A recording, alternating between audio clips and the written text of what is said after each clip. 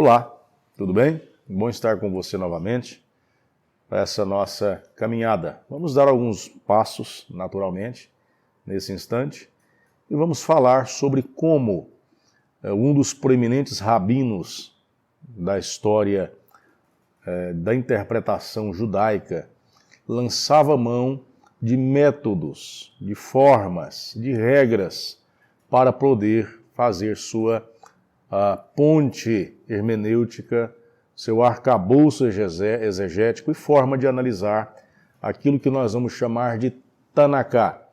Rabinos como Hillel e Shammai e todos os demais outros, eles se incluem ou são chamados de tanaístas. O termo Tanaká precisa ser guardado por mim e por você como sendo um compêndio, um complexo de cerca de 24 escritos, que são naturalmente os livros que nós conhecemos como Antigo Testamento. Alguns deles você não vai vê-los inclusos nesse bloco chamado de Tanaká, dos 24 livros. Você não vai encontrar na Tanaká 1º e 2º Samuel, você não encontrará na Tanaká nem 1º e 2º Reis, também não encontrará 1º e 2º Crônicas.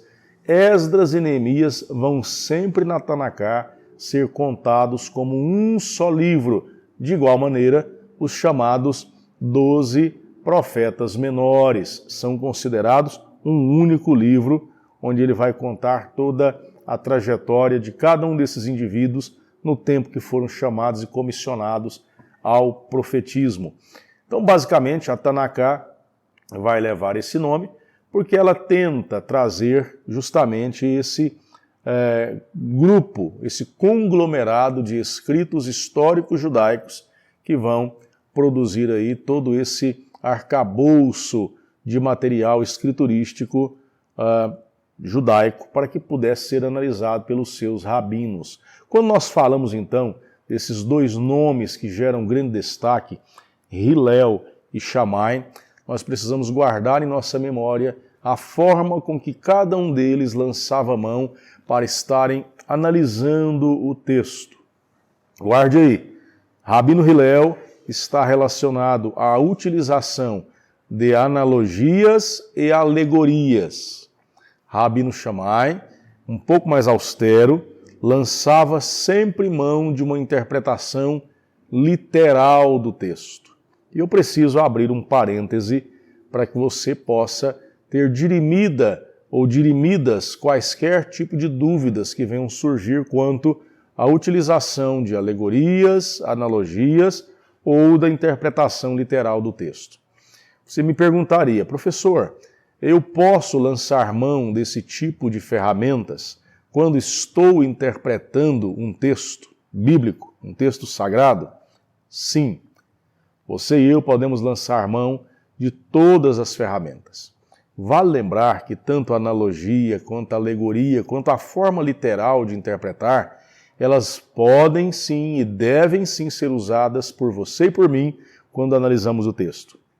Todavia, guarde bem, o texto ele vai ditar os rumos os quais você e eu poderemos tomar no que diz respeito à forma e a aplicabilidade da analogia, da alegoria, da tipologia e também da maneira ou da forma literal de avaliar o texto.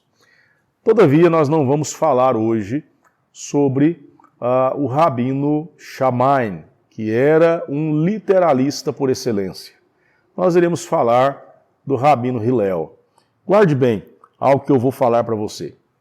Quando ele falava sobre o entendimento para os seus estudantes, para os seus discípulos, para os seus aprendizes, acerca do conhecimento da Torá. Lembre você, a Torá, para nós, o nosso conhecimento bem distante acerca da relação que os intérpretes judeus, rabinos, tinham dos escritos sagrados chamados de veterotestamentários, eles utilizavam o termo Torá não para todo o escrito veterotestamentário, contendo lei, contendo profetas e contendo salmos. Não, eles não faziam isso.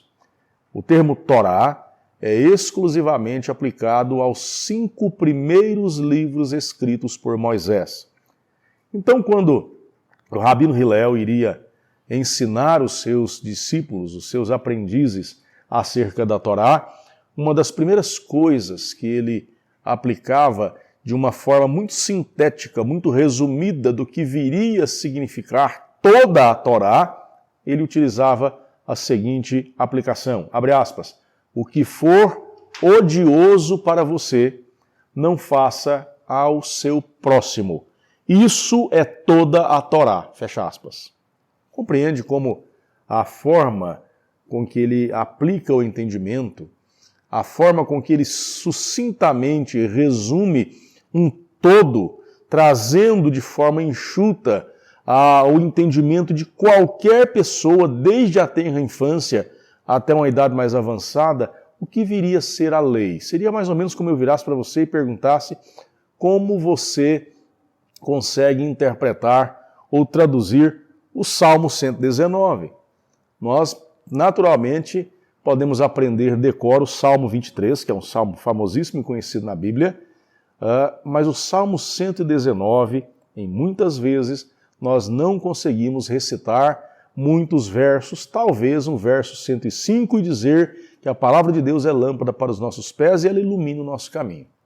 Mas todos os mais de 170 versos daquele salmo, nós não conseguimos mencioná-lo decor. Algumas pessoas o fazem, isso é fácil, para aqueles que têm uma mente fotográfica e conseguem decorar longos blocos de texto, mas para pessoas medianas como eu, normalmente, decorar uma infinitude de versos é algo quase que impossível. Mas o Rabino tem então uma ideia, e ela é uma ideia brilhante, para dizer para os seus aprendizes iniciais que a Torá, ela se resume, ela pode ser entendida como tudo aquilo que pode provocar mal ao meu próximo. Se for odioso ao próximo, eu devo entender que não posso reproduzir, que não posso repetir. Isso seria a Torá. Guarde. Então Hillel, ele vai usar sempre e muito analogia e alegoria. Para tanto, ele desenvolve algumas regras que vão ser utilizadas naquele tempo, naquele período, e vem alcançar até os dias modernos. Você vai perceber que a filosofia ocidental, ela particularmente, ela é muito impactada e beneficia-se ou beneficiou-se por essas regras que nós iremos, em sequência, apresentar. Homens notórios na história da igreja, como Orígenes, como Agostinho, esses são muito mais conhecidos. Vou mencionar outros dois que você possivelmente deve ter conhecido ou tido pouco contato com a biografia, mas sugiro que o faça, como Boécio, como Cassiodoro, indivíduos esses que lançaram mão, no seu tempo, de transmitir o conhecimento, de fazer suas defesas apologéticas, utilizando alegoria e analogias. São ferramentas úteis. Repito, você precisa conhecer todo o contexto para que possa fazer uso das ferramentas e elas alcancem o potencial pelo qual você aguarda que seja aquele alvo, aquela meta e aquela proposição de aprendizado, de ensinamento, de comunicação do conhecimento. Vamos às regras? Primeira delas, o Rabino Hillel, ele trabalhava com a ideia de que a analogia do menor para o maior, ela tem uma funcionalidade muito importante. Ou seja, ele dizia, se isso for verdadeiro para o caso menor, tendo importância, naturalmente será verdadeiro para o caso maior. Na terminologia ou numa transliteração do termo em hebraico, seria o chamado Kal Vaomer, ou Vaiomer, por assim dizer, ou por assim mencionar. Ele vai citar e utilizar aí uma história ocorrida na narrativa do primeiro livro do profeta Samuel, capítulo 23, versos de 1 a 5, quando os filisteus estavam querendo sitiar, tomar, capturar a cidade de Keila, e Davi consulta o Senhor para saber se ele poderia ir e livrar aqueles moradores. O segundo aspecto, ou a segunda regra correntemente utilizada por este rabino, é a da chamada equivalência verbal. Guarde bem, quando ele trabalhava essa proposição da equivalência verbal, ele postulava a seguinte ideia, de termos que parecem ser usados em trechos diferentes, mas que possuem os mesmos significados. A análise, a formatação, a maneira com que ele lidava com o texto, usando aquilo que hoje nós vamos chamar de análise sintática, morfológica, olhar o significado do termo em sua raiz, a sua etimologia, tudo isso o rabino incluía como sendo a chamada equivalência verbal. Essa seria a nossa segunda regra. É uma analogia que é feita entre dois textos separados com base em uma frase. E aí, através da análise da raiz dessa frase, dessa palavra, desse verbete, dessa adjetivação, ele irá trazer aí as suas considerações, a sua interpretação daquela passagem. Exemplo, vou citar para vocês aí acerca de um eufemismo, né? Um exemplo, pé. A palavra pé aparece como eufemismo para fazer uma explicação ou para mencionar acerca das partes genitais em várias passagens bíblicas. Que é isso, professor? Então, quando o escritor está fazendo uma análise ou quando ele está escrevendo e ele coloca pé no texto, todas as vezes que eu ler a palavra pé, significa genitália? Calme, aguarde, e eu vou mostrar para você alguns textos onde o escritor utiliza do chamado eufemismo dentro dessa regra que o rabino está nos apresentando para fazer uma forma de interpretação e de análise que é a chamada equivalência verbal. Observe, quando você ler o livro de 1 Samuel, capítulo 24, verso 3, quando você ler o termo pés nesse texto, ele está sendo um eufemismo falando sobre a ideia de genitália. Ruth, capítulo 3, versos 3 e 4, também a mesma equivalência eufemística sobre pés e genitália.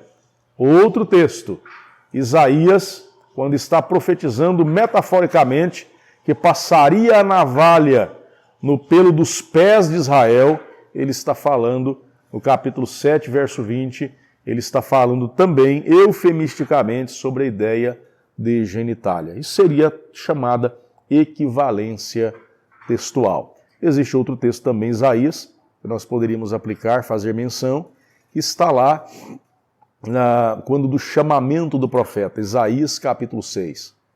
Nós vamos ver que quando ele vê anjos que estão voando ao redor do trono de Deus, que estão cobrindo os seus pés com duas asas, também é um eufemismo que está sendo aplicado à ideia de genitália. A terceira regra, aplicada e utilizada pelo rabino Hillel, ele parte do seguinte princípio, da dedução a partir de uma norma, ou de uma normatização, de algo usado e praticado que deveria ser aplicado quando você encontrasse a referência nas passagens. Ou seja, a aplicação dessa norma encontrada em uma passagem apenas, guarde esse termo, apenas para passagens relacionadas com a primeira, mas que pode ser omissa quanto à disposição dessa norma que foi estabelecida. E aí, nós vamos ter um exemplo clássico desta técnica, dessa formatação que nós estamos apresentando, que vai ser encontrada dentro da noção de concerto, ou da berit, ou da aliança, ou do pacto que é firmado ali com Abraão.